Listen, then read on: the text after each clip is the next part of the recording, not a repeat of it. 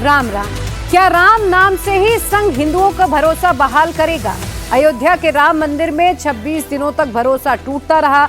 26 दिनों के बाद डैमेज कंट्रोल के लिए संघ आगे आया है। संघ ने हिंदुओं को विश्वास दिलाया है। ये कठिन क्षण है, लेकिन दोषियों को कठोर दंड जरूर मिलेगा। संघ के ऑफिशियल बयान का एक पॉलिटिकल ट्विस्ट भी है। संघ ने हिंदुओं को एक साजिश से सावधान किया है। ये साजिश सियासत वाली है। पूरी बात समझिए इस रिपोर्ट में।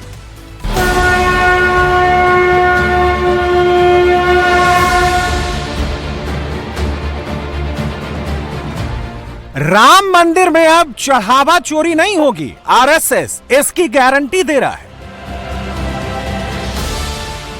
राम मंदिर पर हिंदुओं का कॉन्फिडेंस रिस्टोर होगा, संघ इसकी भी गारंटी दे रहा है।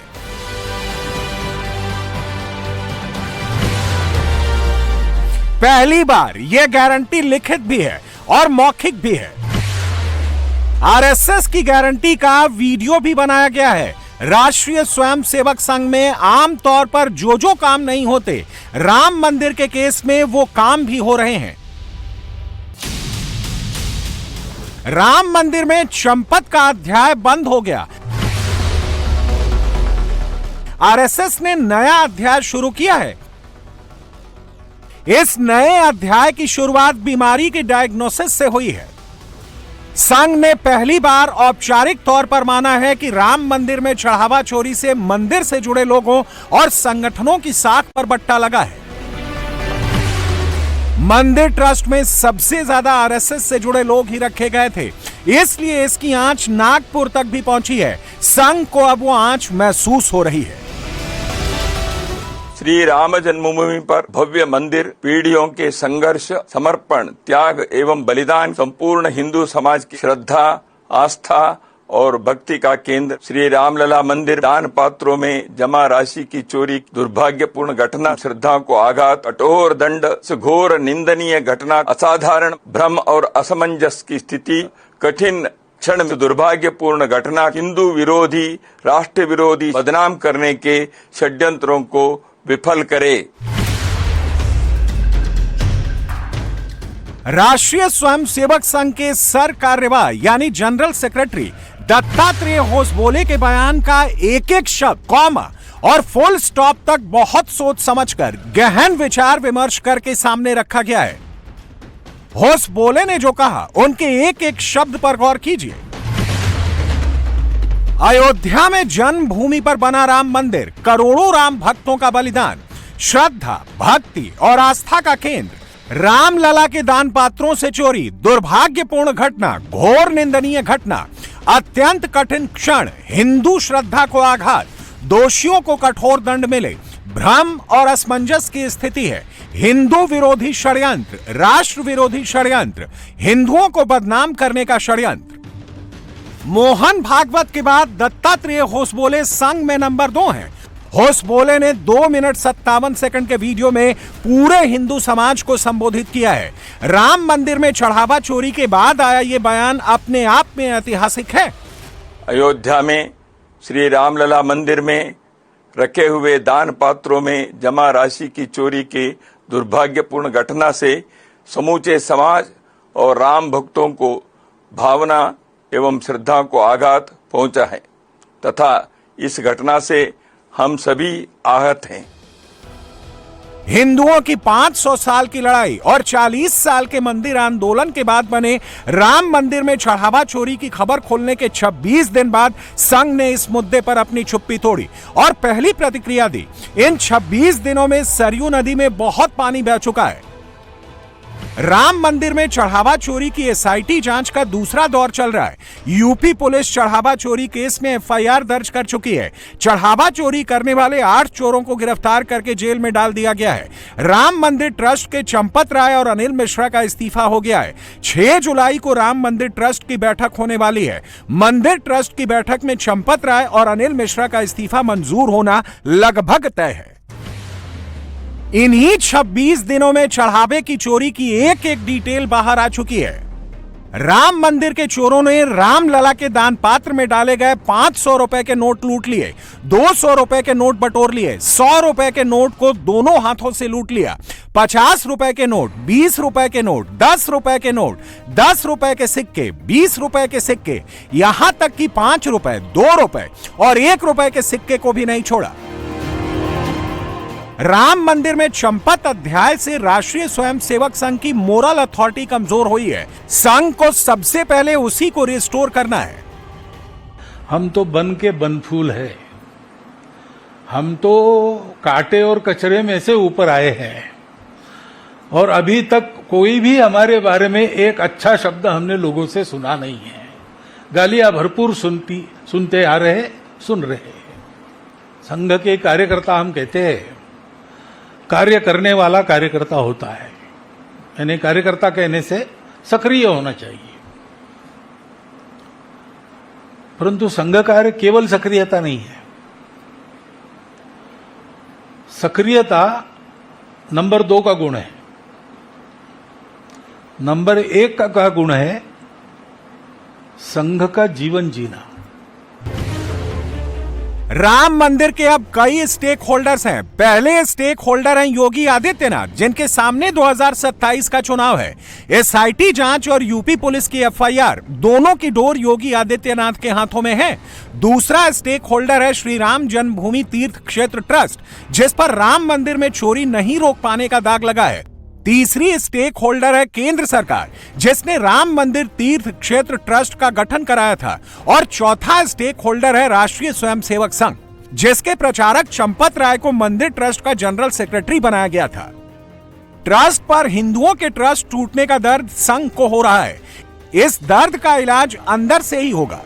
अंदर मतलब ट्रस्ट के अंदर से। आरएसएस ने इसकी जिम्मेदारी ट्रस्ट पर ही सौंपी है।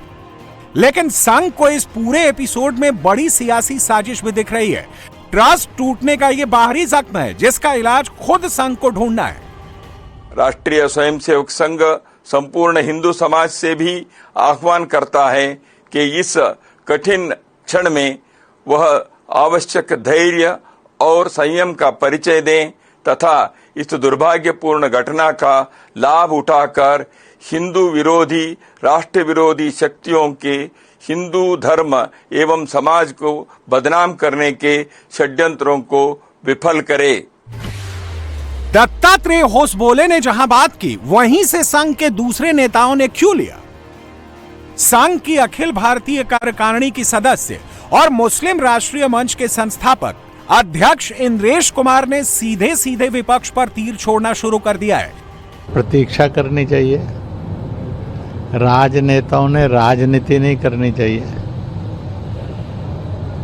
पर मुझे ये पूरा विश्वास है कि सरकार, ट्रस्ट और संगठन सब मिलकर जो भी होगा वो ऐसा न्याय होगा जिसकी प्रशंसा होगी। No nearest, no dearest, wait for the justice. उनकी मांग करने का अर्थ ये नहीं है कि वो सच बोल रहे हैं और उनकी मांग करने का अर्थ ये भी नहीं है कि वो न्याय चाह रहे हैं। उनको अपनी राजनीतिक गेम खेलनी है, वो खेल रहे हैं। विश्व हिंदू परिषद के अंतर्राष्ट्रीय अध्यक्ष आलोक कुमार इसे एक कदम और आगे ले जा रहे हैं।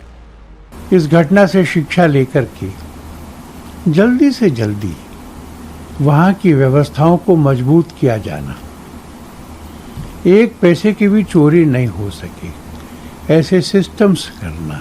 जो चील कौए, गिद्ध 2027 के विधानसभा चुनाव के लिए इसमें अपने लिए मौका ढूंढकर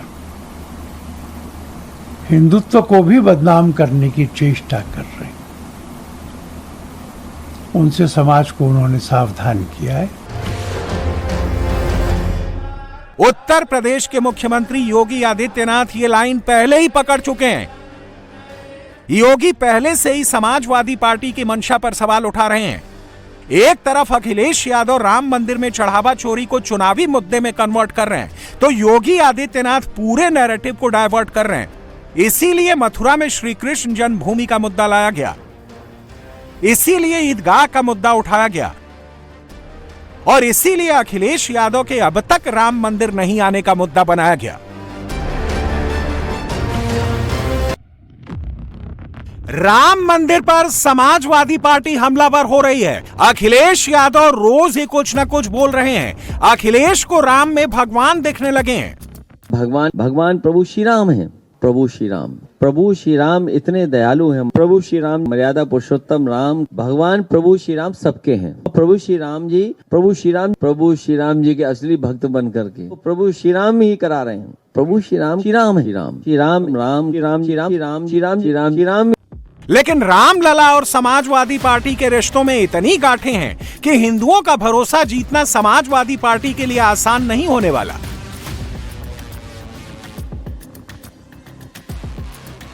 हम आपको एक वीडियो दिखाते हैं। यह 21 दिसंबर 1992 का संसद का वीडियो है। इसमें मुलायम सिंह के भाई राम गोपाल यादव संसद में खड़े होकर राम जी के बारे में समाजवादी पार्टी की लाइन बता रहे हैं। बाबरी मस्जिद पर कोई परिंदा पर नहीं मार सकता तो नहीं मार सकता। फिर भी मुलायम सिंह के चलते जिन्होंने बाबरी मस्जिद को छूने की कोशिश की, वो गुंबद पर चढ़ तो गए लेकिन उतर नहीं सके। ये रिकॉर्ड है। और इस बात का समाजवादी पार्टी और उसके नेता को न कभी अफसोस था और न रहा है न रहेगा। चाहे उसको मौलाना मुलायम सिंह कहें, चाहे मुल्ला मुलायम सिंह कहें, चाहे हिंदू माने, चाहे हिंदू न माने, चाहे हिंदू वोट दे उनको, चाहे न दे। लेकिन जिन्हें आप रामलला कहते हैं, क्या मस्जिद में वो अनऑथराइज्ड डॉक्यूमेंट? समाजवादी पार्टी की नजरों में रामलला राम मंदिर की जमीन के अवैध कब्जेदार हैं। राम भक्तों पर गोलियां चलाने वाली पार्टी के नेता खुलेआम सीना ठोक कर कहते थे कि चाहे वोट दो या ना दो, चाहे हमारे नेता को मौलाना मुलायम कहो या मुल्ला मुलायम कहो, हमें कोई फर्क नहीं पड़ता। लेकिन समाजवादी पार्टी को अब फर्क साफ साफ दिख रहा है। हिंदू वोट के बिना लखनऊ जीतने का सपा का सपना पूरा नहीं हो सकता। यह अखिलेश यादव को भी अच्छे से मालूम है और योगी आदित्यनाथ ने इसी की काट खोज कर रखी है।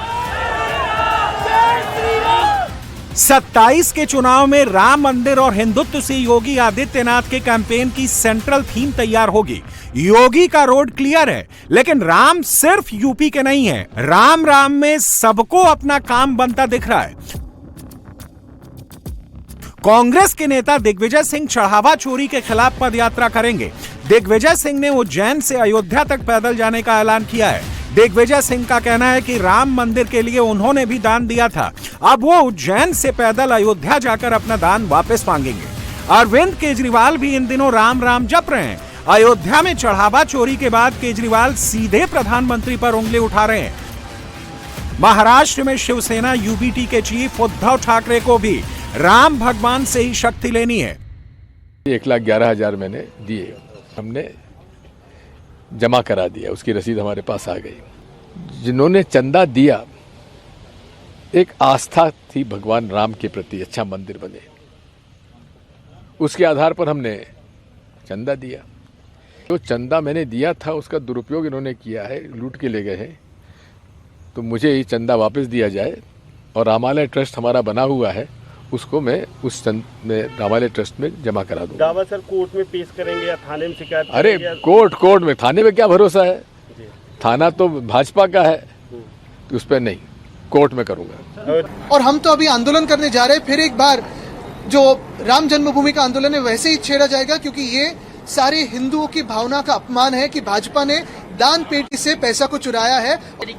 हर गांव में जाके हम राम रक्षा आंदोलन करने वाले हैं, क्योंकि रामलला का जो आंदोलन है वो रामलला का रक्षण भाजपा से करे, भाजपा की लुटेरों से करे। मोदी जी ने चंपत राय को इस मंदिर का सर्वे सर्वा बनाया, सारी पावर उसके पास थी, सारा मैनेजमेंट चंपत राय के पास था। एक पत्ता नहीं हिल सकता था पूरे मंदिर में चंपत राय के बिना, और चंपत राय को स्पेशली मोदी जी ने चूज करके वहां पे बिठाया। 3 करोड़ की जमीन 24 करोड़ में बिकी, सारे अखबारों में छपा, मोदी जी को पता नहीं था। चांदी की ईंटें गायब हो गई, भगवान का हार गायब हो गया, भगवान की पादुका गायब हो गई, भगवान के ऊपर चढ़ाए हुए हीरे जवाहरात गायब हो गए, मोदी जी को पता नहीं चला। 40 दिन के अंदर सीसीटीवी कैमरे में 70 बार चोरी पकड़ी गई, मोदी जी को पता नहीं चला। एसआईआर के अंदर किसकी वोट कटवानी है, किसकी वोट जुड़वानी है, वो मोदी जी को सब पता है, लेकिन चंदे की चोरी की, भगवान राम के चोरी के बारे में मोदी जी को पता नहीं चला। ऐसा कैसे हो सकता? उनको पता तो सब था, लेकिन सारा घटनाक्रम ये दिखाता है कि मोदी जी एक्टिवली अपने लोगों को बचाने के लिए सारे मामले पे रफा दफा करने की पूरी कोशिश कर रहे हैं। सियासत की काट सियासत से होगी, विपक्ष की सियासत से बीजेपी लड़ेगी। संघ को अपनी लड़ाई लड़नी है। संघ की असली परेशानी इमेज की है। चंपत राय संघ से वीएचपी में आए थे। अनिल मिश्रा भी अयोध्या में संघ का ही काम देखते थे, वहीं से वो ट्रस्ट में घुसे। गोपाल जी भी संघ के आदमी हैं। यहां तक कि अनुकल्प मिश्रा एंड चढ़ावा चोरों की टीम भी किसी न किसी तरह संघ से जुड़ी है। इसीलिए संघ के अपने भी सवाल उठा रहे हैं, बचाव नहीं कर रहे। पाप नहीं महापाप है और भगवान इसका दंड देंगे। लेकिन एक बात हम और कहना चाहेंगे, आज देश की कानून व्यवस्था पर, एसआईटी पर हम सबको पूर्ण भरोसा करना चाहिए। जांच चल रही है, निश्चित रूप से हमें इस देश के कानून पर, देश की सरकार पर भरोसा है। सभी आरोपियों को दंड मिलेगा। दूसरी बात और हम प्रार्थना करना चाहेंगे अपने बागेश्वर धाम से, वर्तमान का युग कलयुग से ज्यादा छल युग चल रहा है। इस छल युग में सावधान रहना। वर्तमान समय में संतों पर, महंतों पर, मठों पर, मंदिरों पर प्रायोजित तरीके से, सुनियोजित तरीके से श्रद्धा घटाने के लिए एवं इनके ऊपर आस्था गिराने के लिए इस तरह के षड्यंत्र भी चल रहे हैं, जिसमें कुछ कालनेमी लोग भी सक्रिय हो गए। हमें उनसे सावधान रहना होगा, हमें उनसे सजग रहना होगा और हमें भरोसा है कि जिन जिन ने ये पाप किया उनको भगवान भी दंड देगा और एसआईटी और देश का कानून, यहाँ की सरकार दंड देगी। संघ को फिर से हिंदुओं का भरोसा जीतना है। 100 साल में बनाया गया भरोसा संघ को वापस हासिल करना है। इसलिए भागवत भी राम के भरोसे हैं। प्रभु श्री राम के प्रति आस्था को कुछ लोग धक्का पहुंचा रहे हैं। प्रभु श्री राम के प्रति आस्था को कुछ लोग धक्का पहुंचा रहे हैं। राम जी ने संघ पर विश्वास बढ़ाया। राम जी का चढ़ावा चोरी होने से ही विश्वास में दरार आई है। यह विश्वास बढ़ाने का काम भी राम के जरिए होगा। इसीलिए संघ की हिंदुओं से अपील है कि घटना को दुर्घटना माने और दुर्घटना रिपीट ना हो, इसकी गारंटी संघ देता है। जैसे चढ़ावा चोर राम मंदिर के लिए मुसीबत बन गए, ठीक वैसे ही बारिश से महाराष्ट्र के लोग भी परेशान हो गए। वैसे ही विरार में भी भारी बारिश के चलते जनजीवन ठप हो गया। लगातार बारिश के चलते हालात रिहायशी इलाकों में भी खराब हो गए। जगह जगह पानी घुस गया है। सड़कों पर चारों तरफ जल जमाव जैसी स्थिति निर्मित हो गई है, जिससे लोगों का जीवन प्रभावित हुआ है। गाड़ियों की रफ्तार थम गई है। ये तस्वीरें आपको वैसे ही महाराष्ट्र की दिखा रही है। महाराष्ट्र के भिवंडी में भी तेज बारिश हो रही है, जिसके चलते वरहाला झील ओवरफ्लो हो गई। पानी रिहायशी इलाकों की तरफ तेजी से बढ़ रहा है। तेज बारिश के चलते यहां पहले से ही हालात खराब हैं। बाजार डूब जोन बन गए हैं। सड़कों पर गाड़ियां भी डूबी हुई नजर आ रही हैं। तो ये तस्वीरें आपको लेटेस्ट तस्वीरें। इस वक्त मुंबई में भारी बारिश का ऑरेंज अलर्ट भी जारी किया गया है और देखिए जरा किस तरीके से यहाँ रोड ऐसी नजर आ रही है जैसे ये दरिया हो। तमाम जो गाड़ियां हैं वो डूब गई हैं। जो बाजार का इलाका है वो भी फिलहाल डूब जोन जैसा नजर आ रहा है। गाड़ियों की रफ्तार थम गई है। लोगों का जनजीवन भी इससे बुरी तरह से प्रभावित हुआ है। मुंबई में आसमानी आफत के चलते दादर इलाके में फूल मार्केट में हादसा हो गया। काफी पुराना पेड़ जड़ समेत अचानक गिर गया, जिसका सीसीटीवी वीडियो सामने आया है। रात को करीब 2:30 बजे ये हादसा हुआ। अचानक आपको बता दें कि अचानक भारी भरकम पेड़ मार्केट की छत पर गिर गया। हालांकि गनीमत ये रही कि उस वक्त भीड़ नहीं थी और मंडी में सुबह से ही काम शुरू हो गया था, लेकिन उस वक्त स्पॉट पर कोई चपेट में नहीं आया। मुंबई में बीती रात से ही बारिश का सिलसिला जारी है। आज मुंबई में रेड अलर्ट जारी किया गया है, जिसके चलते बारिश लगातार हो रही है और उसकी वजह से कई ऐसे जो पेड़ हैं, जो विशालकाय हैं, वो इस वक्त गिरते हुए नजर आ रहे हैं। इस वक्त ये जो पेड़ गिरा हुआ आप देख रहे हैं, ये फूल मार्केट जो है दादर का, जो मीनाताई ठाकरे फूल मार्केट है, उसके अहाते में ये बड़ा सा पेड़ था जो बिल्कुल जड़ से उखड़ चुका है और जो मार्केट का शेड है, मार्केट के जो पतरे हैं, उन पर आकर गिरा हुआ है और एक बड़ा नुकसान इस पेड़ के गिरने की वजह से मार्केट का हुआ है और इसे लगातार इसके काटने का काम जारी है। लगभग 2:30 बजे बीती रात यह पेड़ गिर गया, यह जानकारी है। लेकिन उस वक्त भी आप सीसीटीवी में पूरी की पूरी घटना जो कैद है उसमें नजर आता है कि उस वक्त भी इस मार्केट में लोग काम कर रहे थे। जो फूल है वो मार्केट में आने का काम जारी था, लोडिंग अनलोडिंग हो रही थी। इसकी पहली छटाई हो गई थी। यहाँ के लोकल कॉर्पोरेटर है यशवंत किलेरा साहब, उन्होंने उसके 1-1.5 महीने पहले छटाई करके गए थे। लेकिन कल भी यहाँ के जो मार्केट इंस्पेक्टर है उन्होंने और कटाई होने के लिए वार्ड को लेटर लिखा था। उसी के बगल में ये भी एक दूसरा पेड़ है, उसे भी काटने की जरूरत होगी। हाँ, उसको भी काटने की जरूरत है। हमने महापालिका से मांग भी की है कि यहाँ पे जो दूसरा पेड़ है उसको भी काटने की जरूरत है। और इधर मध्य प्रदेश के डिंडौरी में भी सैलाब के उफान में कार बह गई जिसमें 3 लोग सवार थे। सैलाबी अटैक से हड़कंप मच गया। पानी के तेज धार के बीच कार सवार सड़क पार करने की कोशिश कर रहा था, जिसके बाद बीच मझधार में आने पर बैलेंस बिगड़ गया और कार की जल समाधि हो गई। गनीमत ये रही कि वक्त रहते कार सवार तीनों लोगों ने तैरकर किसी तरह से अपनी जान बचा ली। मध्य प्रदेश डिंडौरी की तस्वीरें जहां अचानक से एक कार डूब गई। दरअसल यहां पहले ही बार जैसी स्थिति बनी हुई थी, लेकिन कार सवारी से पार करने की कोशिश कर रहा था। अचानक कार पानी में डूब गई। गनीमत ये रही कि इसमें सवार 3 लोगों की जान बच गई। इधर मध्य प्रदेश के मंडला में भी भारी बारिश और सैलाबी संकट कहर बरपा रहा है। तेज बारिश के चलते यहाँ नर्मदा नदी का जो जलस्तर है वो डेंजर हो चुका है। बालाघाट, मंडला और आसपास के इलाकों में भारी बारिश हो रही है और ऐसे में नर्मदा नदी भी उफान पर है। मंडला में पिछले 4 दिनों से लगातार बारिश हो रही है, जिससे हालात बेकाबू होते जा रहे हैं। नवसारी में भी भारी बारिश से नेशनल हाईवे 48 डूब गया है। सड़क पर सैलाब बह रहा है। अहमदाबाद जाने वाले हाईवे पर इस वक्त डूब जोन में तब्दील हो गया है। पानी भरने के चलते ये रास्ता फिलहाल बंद है। 30 से ज्यादा घरों में पानी घुस गया है। कई जगहों से आपको बता दें लोगों को सुरक्षित ठिकानों पर भी पहुंचाया जा रहा है। ये नवसारी गुजरात की तस्वीरें जहां सड़कों से भी संपर्क धीरे धीरे कटता जा रहा है। सड़कों में सैलाब जैसा नजारा इस वक्त दिखाई दे रहा है। नवसारी में कई घर डूब के प्रभाव में भी नजर आ रहे हैं। लोगों को सुरक्षित ठिकानों पर भी शिफ्ट किया जा रहा है। गुजरात के तापी में भी सैलाब की चपेट में आने से सड़क तहस नहस हो गई। जहां से गाड़ियां गुजरती हैं वहां दरिया जैसा नजारा है। पानी का प्रचंड प्रहार लोगों को खूब डरा रहा है। रास्ता बंद होने से लोगों को आवाजाही में दिक्कतों का सामना करना पड़ रहा है। तो गुजरात के तावी की तस्वीरें और अब उत्तराखंड की तस्वीरें भी देख लीजिए। उत्तराखंड में अलकनंदा नदी का रौद्र रूप लोगों को डराने लगा है। पहाड़ों में लगातार बारिश से अलकनंदा नदी उफान पर है। कई जगहों पर जलस्तर खतरे के निशान के पार है। लोगों को फिलहाल आपको बता दें कि निचले इलाकों को खाली करने के निर्देश जारी किए गए हैं। और अब उत्तर प्रदेश की मथुरा की तस्वीर देख लीजिए। मथुरा में 1 घंटे की बारिश ने नगर निगम के सारे इंतजामों की पोल खोल कर रख दी। पहली ही बारिश में शहर की कई प्रमुख सड़कें जलमग्न हो गईं। श्री कृष्ण जन्मभूमि के पास मथुरा वृंदावन रोड पर पानी भर गया, जिससे लोगों को आवाजाही में दिक्कतों का सामना करना पड़ रहा है। और अब राजस्थान के जयपुर की तस्वीर जहां देर रात तेज बारिश से SMS अस्पताल के ट्रॉमा सेंटर के भीतर भी पानी घुस गया।